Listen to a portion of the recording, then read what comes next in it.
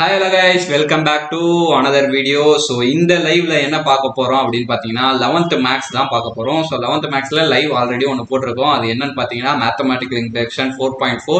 அதில் இருக்கிற 5 மார்க்ஸ் எல்லாத்தையும் நம்ம எக்ஸ்பிளனேஷன் பண்ணி உங்களுக்கு கொடுத்துருப்போம். ஸோ அதை போய் பார்த்துட்டு வந்துருங்க பார்க்காதவங்க. ஸோ இல்லைன்னா இந்த வீடியோ முடிச்சுட்டு போய் பாருங்க. ஸோ அதோட லிங்க் என்ன பண்ணுறோம் டிஸ்கிரிப்ஷனில் பின் பண்ணி வைக்கிறோம், இல்லை இந்த வீடியோவோட எண்டில் லாஸ்ட்டாக கார்ட்ஸில் கொடுக்குறோம். ஸோ அதையும் பார்த்துருங்க. இந்த லைவ்ல என்ன பத்தி பேச போறோம் அப்படின்னு பாத்தீங்கன்னா 12th லெசன்ல ப்ராபபிலிட்டி லெசன்ல நம்மளுக்கு பப்ளிக் கேட்கிற இம்பார்ட்டன்ட் 5 மார்க். ஸோ மொத்தமா பாத்தீங்கன்னா 4 கொஸ்டின் தான் இருக்கு, 4-5 கொஸ்டினோ தான் இருக்கு. எனக்கு தெரிஞ்சு 4 கொஸ்டின் தான் இருக்கு. அந்த 4 கொஸ்டினை வந்து நான் எக்ஸ்பிளைன் பண்ணி உங்களுக்கு வீடியோவா போட போறேன். ஸோ அந்த 4 கொஸ்டின் படிச்சா கம்பல்சரியா ஒரு 5 மார்க் உங்களால அட்டன் பண்ண முடிஞ்சிடும். ஸோ அந்த ஒரு 5 மார்க் அட்டன் பண்ற மாதிரி இருந்ததுன்னா உங்களுக்கு ஈஸியா இருக்கும். ஸோ உங்களுக்கு ஸ்கோர் பண்றதுக்கும் ஈஸியா இருக்கும். ஸோ வாங்க அந்த வீடியோவை போய் பார்க்கலாம். அந்த வீடியோவை பார்க்கறதுக்கு முன்னாடி வீலான ஆகிய எங்களை நீங்க சப்ஸ்கிரைப் பண்ணிட்டு இந்த வீடியோ லைக் போடாம இருந்தீங்கன்னா லைக் பண்ணிட்டு உங்களோட 11th ஃப்ரெண்ட்ஸுக்கு ஷேர் பண்ணிட்டு இந்த வீடியோ அவங்க கூட சேர்ந்து நீங்களும் பார்த்தீங்கன்னா அவங்களும் பெனிஃபிட் உங்களுக்கும் பெனிஃபிட். ஸோ வாங்க வீடியோக்குள்ள போகலாம். ஸோ நம்ம பார்க்க போற டாபிக் வந்து பேஸ் தியரம். இதை யாரு கண்டுபிடிச்சாங்க அப்படின்னு பார்த்தீங்கன்னா ஒரு இன்ட்ரெஸ்டிங்கான ஒரு ஸ்டோரி. ஸோ இது வந்து தாமஸ் பேஸ்ன்றவர் ஒரு இங்கிலீஷ் ஸ்டாட்டிஸ்டியன் வந்து கண்டுபிடிச்சாரு. அவர் வந்து ஒரு பிலாசபரும் கூட. ஸோ இவர் வந்து ஃபார்முலா இந்த மாதிரி தியரத்துக்குலாம் நம்ம கால்குலேஷன் ஃபார்முலேட்டிங் பண்ணி கண்டுபிடிக்கிறதுல ஒரு எக்ஸ்பர்ட் தான், ஓகேங்களா. ஸோ இந்த மாதிரி இந்த பேஸ் தியரம் ஏன் கண்டுபிடிச்சான் அப்படின்னு பார்த்தீங்கன்னா இது எதுக்கெல்லாம் யூஸ் ஆகுது அப்படின்னு பார்த்தீங்கன்னா நம்மளுக்கு வந்து இந்த மெடிக்கல்ல வந்து நிறைய எரர் வருது, ப்ரொடியூஸ் பண்றதுல அந்த மாதிரி நிறைய எரர் வருது. அதுல எந்த மிஷின் நம்ம ப்ரொடியூஸ் பண்ணும்போது அப்படின்னு சொல்லிட்டு நம்மளுக்கு நிறைய ஒரு டவுட்டு, ப்ரொடக்ஷன் காஸ்ட் அதெல்லாம் கம்மியாகும். நீங்க எக்ஸ்ட்ரா போக படிப்பீங்க. இந்த மாதிரி கம்மியாகிற இடத்துல அங்கே வந்து கண்டுபிடிக்க முடியல, ப்ராபபிலிட்டி எந்த மிஷின் சொல்லிட்டு கண்டுபிடிக்க முடியல, எவ்வளோ நம்மளுக்கு லாஸ் ஆகுது அப்படின்னு சொல்லிட்டு கண்டுபிடிக்க முடியலன்னு சொல்லிட்டு அவர் வந்து இந்த தியரத்தை முடிச்சு ஆரம்பிச்சாரு. ஸோ இதுல வந்து 2 விதமான ஃபார்முலா இருக்கு. டோட்டல் ப்ராபபிலிட்டின்னு ஒரு ஃபார்முலா இருக்கு. ஸோ அது என்னன்னு பார்த்தீங்கன்னா P of B equal to P of AI and then P of B by AI. So இது summation I is equal to 0 to 0 வராது 1 to n. ஸோ இந்த மாதிரி ஒரு ஃபார்முலா இருக்கு.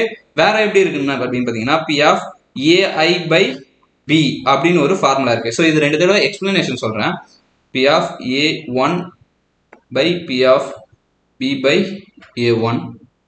A1 ஓட AI வச்சுக்கலாம். P of B by AI divided by summation I is equal to 1 to n P of AI by P of B by AI. So first அந்த total probability அப்படின்றது என்னன்னா ஒரு ப்ராபபிலிட்டிக்குள்ளேயே இன்னொரு ப்ராபபிலிட்டி வரும். Suppose எப்படின்னா 2 machine இருக்கு, 2 மிஷின்ல ஒரு டிஃபெக்டிவ் ஐட்டம் வருது. அந்த டிஃபெக்டிவ் ஐட்டம் மொத்தமாக கண்டுபிடிக்கணும்னா இந்த ஃபார்முலா யூஸ் பண்ணலாம், ஓகேங்களா. ஸோ எந்த ஃபார்முலானா இந்த ஃபார்முலா யூஸ் பண்ணலாம். ஸோ நம்மளுக்கு ஒரு மிஷினோடது மட்டும் வேணும்னா இந்த ஃபார்முலா யூஸ் பண்ணலாம். So defective item by 1 machine. So இந்த மாதிரி நிறைய கேசஸ்ல இருக்கும். ஃபர்ஸ்ட் செம்மே பார்த்தீங்கன்னா அதுதான், ஓகேங்களா. ஃபர்ஸ்ட் செம்மே ஃபேக்டரி ஹேஸ் 2 மிஷின் 1 and 2, ஓகேங்களா. ஸோ ஒரு ஃபேக்டரி வந்து ஒரு மிஷின் இருக்கு 1 and 2. ஸோ இதுக்கு நம்ம சைட் பை சைடு நம்மளுக்கு எடுத்துட்டு வரணும், ஓகேங்களா. ஸோ சொல்யூஷன் போட்டு என்ன பண்ணலாம்னா let A1 and A2 be a machines 1 and 2 respectively. So 1 வந்து நம்ம A1னும் 2 வந்து நம்ம A2னும் வச்சிருக்கோம். இப்போ மிஷின் 1 வந்து எவ்வளோ ப்ரொடியூஸ் ஆகுதுன்னா 40% ஆஃப் அவுட்புட்ல 40%. அப்போ ப்ராபபிலிட்டி தான் அது. அப்போ P of A1 வந்து என்னது 40%. அப்போ 40%னா நம்ம எப்படி எழுதலாம் 40 divided by 100 1010 4 by 10 வந்து 0.4 அப்படின்னு சொல்லிட்டு எழுதலாம். அண்ட் தென் நெக்ஸ்ட் மிஷின் 2 எவ்வளோ ப்ரொடியூஸ் ஆகுது 60. அப்போ P of A2 எவ்வளோ 60%, ஓகேங்களா. அப்போ 60%னா 60 by 100. ஸோ கேன்சல் ஆயிடுச்சுன்னா 0.6. அண்ட் தென் ஃபர்தரா 4% of item produced by a machine 1 are defective. So அவுட்கம்லயே வரதுலயே நம்மளுக்கு 4% வந்து டிஃபெக்டிவா வருது. அப்ப P of A1 by B defective, ஓகேங்களா. A1ல இருக்கிற டிஃபெக்டிவ் வந்து 4%. அப்ப 4 by 100. ஸோ 4 வந்து 100 டிவைட் பண்ணா 0.04. இதே மாதிரி P of A2 by B இருக்கும். அது எவ்வளோன்னு பார்த்தீங்கன்னா 6%, 5%. ஸோ அப்போ 5/100 ஈக்குவல் டு 0.05 நம்மளுக்கு கிடைச்சிச்சு. இப்போ என்ன கேட்குறாங்க அப்படின்னு பாருங்க கொஸ்டின்ல. An item is drawn at random. An item is drawn at random if the drawn item is defective. So நம்ம எடுக்கிற ஒரு ஐட்டம் எடுக்கிறோம் ஓகேங்களா, அது வந்து நம்மளுக்கு டிஃபெக்டிவா இருக்கும் போது find the probability that was produced by machine 2. அதுல machine 2க்கு மட்டும் தான் நம்மளுக்கு கேட்டிருக்காங்க. ஃபர்ஸ்ட் ப்ராபபிலிட்டியா ஃபர்ஸ்ட் வந்து டிஃபெக்டிவ் ஐட்டம் தான் நம்ம எடுக்கணும். டிஃபெக்டிவ் ஐட்டத்திலேயே நம்ம மிஷின் 2க்கு மட்டும் தான் வேணும். அதனால தான் இந்த மாதிரி நம்ம ஸோ இந்த ஃபார்முலா, அதாவது மிஷின் 1 2 மட்டும் வேணும்னா இது, டோட்டல் கேட்டாங்கன்னா இது. அப்போ இந்த ஃபார்முலா யூஸ் பண்ணோமா, இந்த ஃபார்முலாவை அப்படியே நெக்ஸ்ட் பேஜ்ல எழுதிடுங்க பார்க்கலாம். ஸோ எழுதுனா P of A2 by B, A2க்கு தானே வேணும். அப்போ P of A2 P of B by A2. So இங்க என்ன பண்ணலாம், நம்ம இதை வந்து B டிஃபெக்டிவ் பை A1 இப்படி மாத்திங்க, B by A2 அப்படி மாத்திடுங்க ஓகேங்களா. ஸோ அப்போ இங்க கரெக்டாக வந்துடும். அப்போ இங்க என்ன வரும், சம்மேஷன் சொல்லியிருக்குமா. அப்போ சம்மேஷன் வரும்போது 2 தான் நம்மளுக்கு இருக்குது, 2 மிஷின் தான் இருக்கு. அப்போ P of A1 P of B by A1 plus P of A2 P of B by A2. So அவ்வளோதான் இந்த சம். இப்போ P of A2 நம்மளுக்கு 0.6 and then P of B by A2 0.5 கரெக்டா, 0.5 தானே, ஆமா. and then P of A1 0.4, P of B by A1 0.06 கரெக்டா. இது வரையும் உங்களுக்கு கரெக்டா வந்திருக்கும். and then next sum என்னன்னு பார்த்தீங்கன்னா இதுலயே பிளஸ் P of இதுல வராது கீழே, P of A2 வந்து இதே தான் 0.6 into 0.5. இப்போ ஒன்று மல்டிப்ளை பண்ணோம், 0.6 0.5 நம்ம மல்டிப்ளை பண்ணா என்ன ஆன்சர் வரும்னா 0.30 அப்படின்னு சொல்லிட்டு வரும். ஸோ 0.4 0.06 நம்ம மல்டிப்ளை பண்ணா என்ன வரும், இது வந்து 0.05, அப்போ 0.03 வரும் ஓகேங்களா, 0.030 வரும். இது 0.024 பிளஸ் 0.03630. அப்ப ஆன்சர் என்ன வரும், 30/54 வரும். ஸோ இதை கேன்சல் பண்ணா இதை வந்து 2 டேபிள்ல கேன்சல் பண்ணா 15. ஸோ இதை கேன்சல் பண்ணா 23 அப்படின்னு வரும். ஸோ இது வந்து என்ன வரும்னா 40 ஓகேங்களா. இதை வந்து 40 கூட நீங்க கன்சிடர் பண்ணலாம். ஒரே செகண்ட் நான் வேல்யூ எடுத்தது தப்பு பண்ணியிருக்கேன், ஸோ பார்த்துட்டு எடுங்க ஓகேங்களா. ஸோ P of A1 வந்து 0.4, P of B by A1 வந்து 0.04.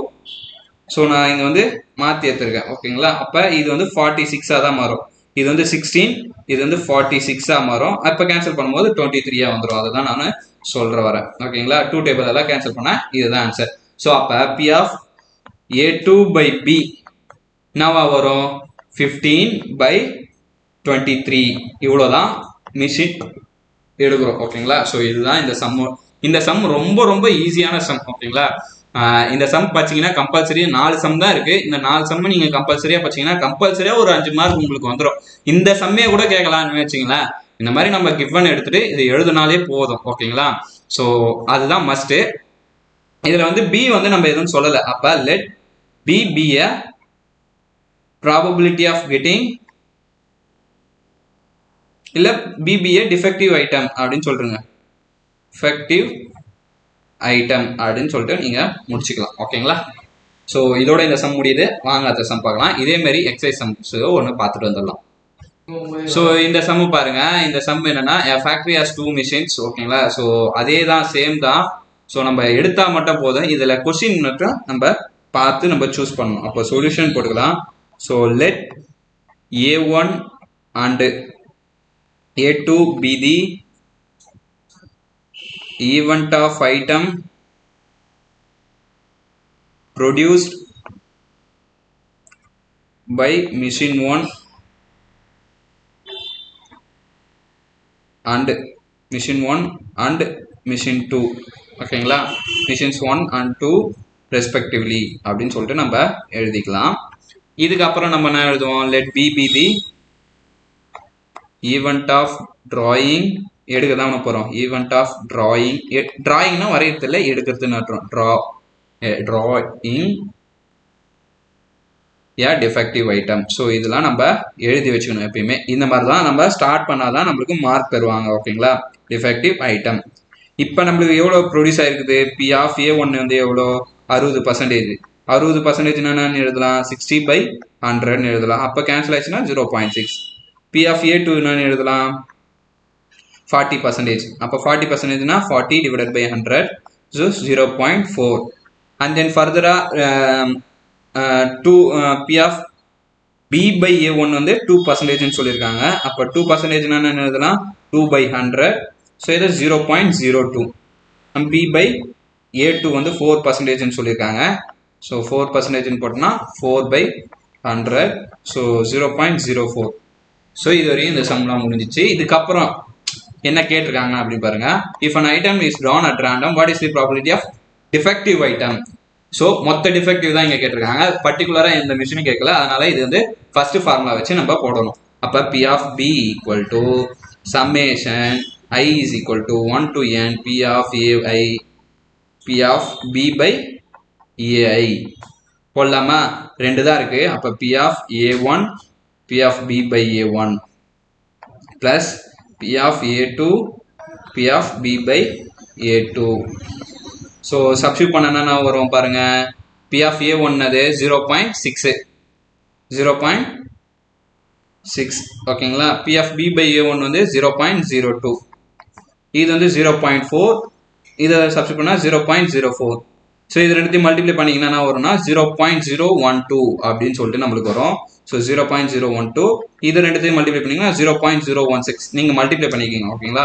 ஸோ இது ரெண்டுத்தையும் ஆட் பண்ணால் 0.028 அப்படின்னு சொல்லிட்டு வரும். ஸோ இதுதான் நம்மளோட P of B, total defective item அப்படின்னு சொல்லிட்டு நம்ம எழுதிடணும். ரொம்ப ஈஸி. வெறும் இங்கே போடுறோம் இங்கே போடுறோம். இதுக்கு 5 மார்க். கொஷின் பெருசாக இருக்குன்னு பார்த்து 5 மார்க் தராங்க. நீங்களும் என்ன பண்ணுறீங்கன்னா போட்டு எழுதிடுறீங்க. ஓகேங்களா.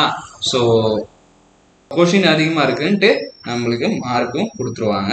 ஸோ அடுத்த சம் பார்க்கலாமா எக்ஸசைஸ்லேயே. அடுத்த சம் பார்த்தீங்கன்னா 5th sum. So advertising executive is study television viewing habits of married men and women during prime time hours. ஓகேங்களா. ஸோ இந்த மாதிரி ப்ரைம் டைம் ஹவர்ஸில் ஒரு டெலிவிஷன் பார்க்குறாங்க. யாருன்னா மேரிட் மென்னும் உமனும். ஓகேங்களா. ஸோ ஒரு ஹஸ்பண்டும் ஒரு ஒய்ஃபும் ஸோ டெலிவிஷன் பார்க்குறாங்க. அதுவும் எப்போ, ப்ரைம் டைம் ஹவர்ஸில். ஓகேங்களா. Based on the past viewing records he has determined the during prime time views or watching television 60% at a time. So past டைமில் இது பண்ணது வந்து 60%. It has also been determined wife watching television வந்து 40%. Husband வந்து also வாட்சிங் 40%. 60% வந்து ஓகேங்களா woman wife. ஓகேங்களா. 40% வந்து ஹஸ்பண்டு. எப்பயுமே எல்லார் வீட்லேயும் ஒய்ஃப் தான் அதிகமாக டிவி பார்ப்பேங்க, ஹஸ்பண்ட் பார்க்க மாட்டாங்க. ஓகேங்களா. ஸோ நான் இதை சொன்ன உடனே எதிர்க்கில் இருக்கிற எங்கள் ஸ்டாஃபும் சிரிக்கிறாங்க. ஏன்னா அவங்களும் ஒரு கல்யாணம் ஆகணும் தான். ஓகேங்களா. இப்போ ஒரு வேளை wife when the wife is not watching the television அப்படின்னு சொல்லிட்டு சொல்கிறாங்க. 30% of time the husband is watching the prime time television. First question இது. செகண்ட் கொஸ்டின் வந்து என்ன சொல்கிறாங்க, ஹஸ்பண்ட் வாட்சிங் த டெலிவிஷன், த ஒய்ஃப் ஆல்சோ வாட்சிங் த டெலிவிஷன். இந்த மாதிரி இன்டர்செக்ஷன் யூனியன்லாம் கேட்குறாங்க. ஓகேங்களா. ஸோ இதுக்கான கிவனை நம்ம ஃபஸ்ட்டு எடுத்து எழுதணும். வாங்க எழுதலாம் பார்க்கலாம். இந்த சம்மு ஃபஸ்ட்டு எக்ஸ்பிளைன் பண்ண 13 நிமிஷம் தான் இருக்கு. ஸோ இந்த சம்மு பார்த்தீங்கன்னா இப்போ கிவன் எழுதலாம். ஃபஸ்ட்டு வந்து என்ன பண்ணுறாங்கன்னா ஒய்ஃப் வாட்சிங் டிவி. ஸோ ஒய்ஃப் வாட்ச் பண்ணுற டிவி வந்து எவ்வளோனா 60%. அப்போ 60%னா 60/100. அப்போ 60 தவிர்த்து ஒய்ஃப் வாட்ச் பண்ணாத தவிர்த்து எவ்வளோ வரும், P of இது வந்து P of Wன்னு சொல்லிட்டு சொல்லலாம். அப்போ நம்மளுக்கு 10th படிச்சிருக்கோம். நாட்டுன்னு வந்தால் P of W டேஷ் இது பண்ணோம். அப்போ 60/100 - 1ன்னு போட்டிங்கன்னா நம்மளுக்கு 40% வரும். அப்போ 40%னா 40/100 அப்படின்னு சொல்லிட்டு நம்ம எழுதலாம். P of W டேஷ் இது. ஸோ ரெண்டாவது கிவன் அப்படின்னு பார்த்தீங்கன்னா ஒய்ஃப் வாட்ச் பண்ணும் போதே ஹஸ்பண்டும் வாட்ச் பண்ணுறாங்க. அப்போ ஒய்ஃப் வாட்ச் பண்ணும் போதே ஹஸ்பண்டும் வாட்ச் பண்ணுறதுனால நம்மளுக்கு 40% சொல்லியிருக்காங்க. அப்போ அதனால 40/100. அண்ட் தென் ஒய்ஃப் வாட்ச் பண்ணாத அப்போ ஹஸ்பண்ட் வாட்ச் பண்ணுறாராம். எவ்வளோனா 30% பேர் வாட்ச் பண்ணுறாங்க. ஓகேங்களா. அப்போ 30/100. இப்போ ஃபர்ஸ்ட் கொஸ்டின் என்னன்னா நம்மளுக்கு ஹஸ்பண்ட் மட்டும் வாட்ச் பண்ணுற டைம் கேட்டிருக்காங்க. இப்போ P of H மட்டும் கேட்டிருக்காங்க. அப்போ h மட்டும் வேணும்னா p of h by w and then p of h by w into p of h by w p of w plus p of h by w dash into p of w dash. ஓகேங்களா? So இதெல்லாம் போட்டால் வந்துடும். So இது எல்லாமே நீங்கள் போட்டிங்கன்னா p of h by w என்னது 40 by 100 plus into p of w என்னது 40 60 by 100 h by w எவ்வளோ 30 by 100 இது 40 by 100. ஸோ 100 2 ஜீரோக்கு 2 ஜீரோ, அப்போ 4 6 24 by 100ன்னு வரும். இங்கே என்ன வரும் ப்ளஸ் இங்கே 2 ஜீரோக்கு 2 zero, 3 4 12 by 100. So 12 by 100னா 36 by 100ன்னு வரும். ஸோ நீங்கள் இதை ஃபர்தராகவும் கேன்சல் பண்ணலாம், கேன்சல் பண்ணாமலே இருக்கலாம். ஓகேங்களா? ஸோ கேன்சல் பண்ணாமல் இருந்தீங்கன்னா உங்களுக்கு பெஸ்ட்டு 36 by 100. நெக்ஸ்ட்டு இதை வந்து நான் முன்னாடியே போட்டுட்டேன். அதாவது மைக் ஆன் பண்ணாமல் வீடியோ ஸ்டார்ட் பண்ணாமல் நான் முன்னாடியே போட்டுட்டேன். ஓகேங்களா? லைவ்ல. ஸோ இப்போ தான் நம்ம இது பண்ணுறோம். ஓகேங்களா? ஸோ ரெண்டாவது சம் அப்படின்னு பார்த்தீங்கன்னா ஒய்ஃபு, அதாவது ஹஸ்பண்ட் வாட்ச் பண்ணுறப்ப ஒய்ஃப் எவ்வளோ வாட்ச் பண்ணுவாங்க, அதாவது ஹஸ்பண்ட் வாட்ச் பண்ணுறப்ப ஒய்ஃப் எவ்வளோ வாட்ச் பண்ணுவாங்க அதுதான் கேட்டிருக்காங்க. அப்போ P of H by W P of W by P of H அப்படின்னு சொல்லிட்டு வரும். ஹெச் பை டபிள்யூ என்னது 40 by 100. P of W என்னது நம்மளுக்கு 60 by 100 divided by P of H by W என்னது H என்னது 36 by 100. ஸோ ஒரு ஜீரோ இங்கே, தென் இது கேன்சல் ஆகிட்டு 4 6 24 அண்ட் தென் கீழே ஒரு 36 இருக்கிறதுனால 36.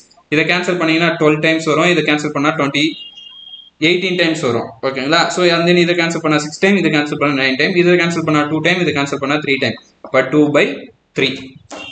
ஸோ அவ்வளோதான். ஓகேங்களா? P of W by H இது வந்து 2 by 3. ஓகேங்களா? ஸோ இவ்வளோ தான் இந்த சம். ஸோ இந்த சம்ஸ்லாம் பார்த்தீங்கன்னாலே உங்களுக்கே புரியும், ரொம்ப ரொம்ப ஈஸியாக முடியும். ஒரு 4 ஸ்டெப்பு 5 ஸ்டெப்லேயே உங்களுக்கு 5 மார்க் தராங்கன்ற போது இந்த சம் இருக்கிற நான் 4 சம்மே பார்த்துட்டு போகலாம். 4 தான் கம்பல்சரியாக கேட்குறாங்க. ஸோ இது மொத்தமாக பார்த்தீங்கன்னாலே 17 நிமிஷத்துலேயே இந்த லைவ் முடிய வருது. ஓகேங்களா? அதாவது 4 சம் 3 சம் போட்டாச்சு, இன்னும் ஒரே ஒரு சம் தான், அது example sum.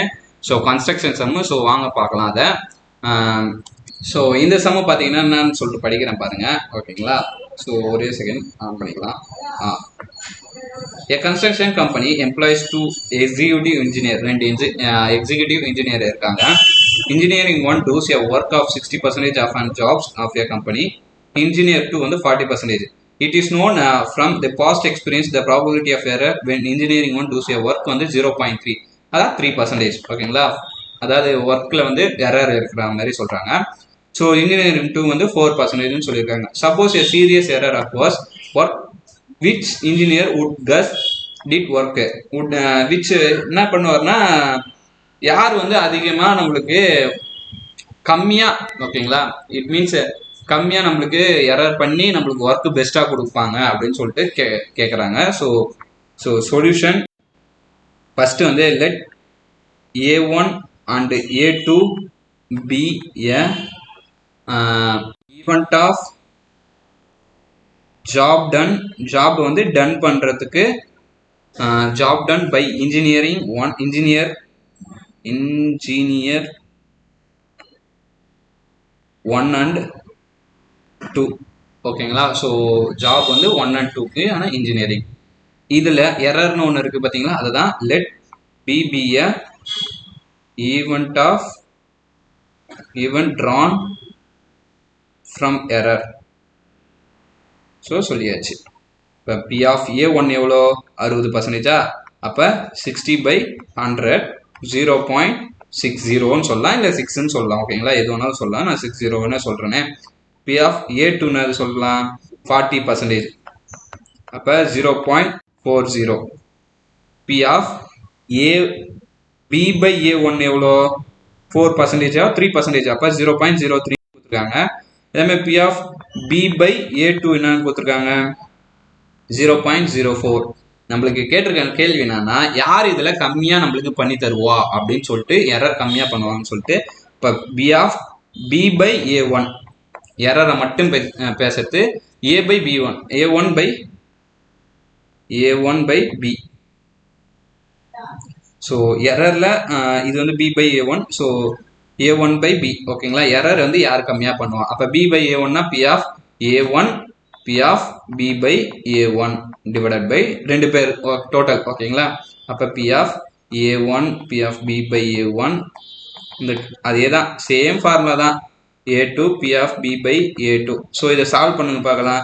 p of a1 அது 0.60, p of b by a1 வந்து 0.03 by இதே தான் 0.60 into 0.03. p of a2 அது 0.40, p of b by a2 வந்து 0.04.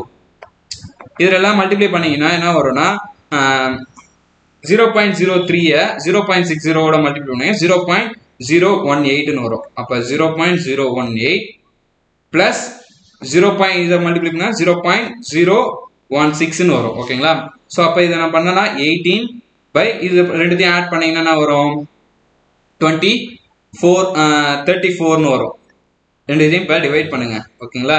இது 9 டைம்ஸ் வரும், இது 2 டேபிள்ல. இது வந்து 17 டைம்ஸ் வரும். அப்போ 9 by 17 இது வந்து p of a1 by b.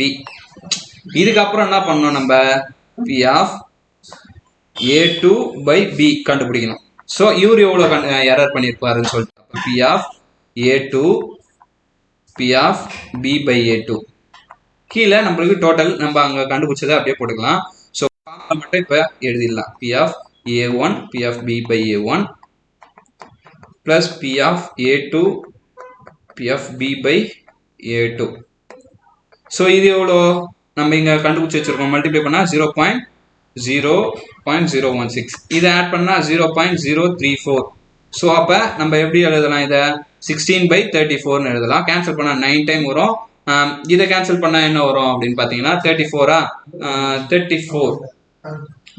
8 times வரும் ஓகேங்களா. 8 2 6 இது வந்து 17 டைம். அப்போ 8 by 17 p of a2 வந்து a2 by b வந்து p of 8 by 17 வருது. இப்போ இது ரெண்டுத்துல எது பெருசு, 8 by 17 பெருசா இல்லைனா 9 by 17 பெருசா? ஸோ 8 by 17 தான் பெருசு, 9 by 17 தான் பெருசு ஓகேங்களா. a1 by b greater than p of a2 by b.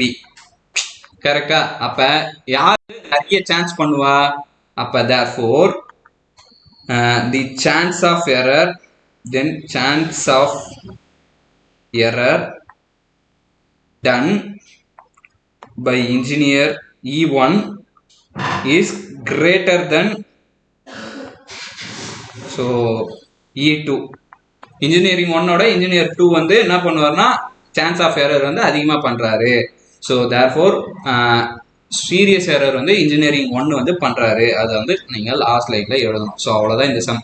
வெறும் 25 மினிட்ஸில் நீங்கள் ஒரு 5 மார்க் படிக்கிறீங்க ஓகேங்களா. ஸோ இந்த லைவே பார்த்தீங்கன்னா 25 மினிட்ஸ் தான் ஓகேங்களா.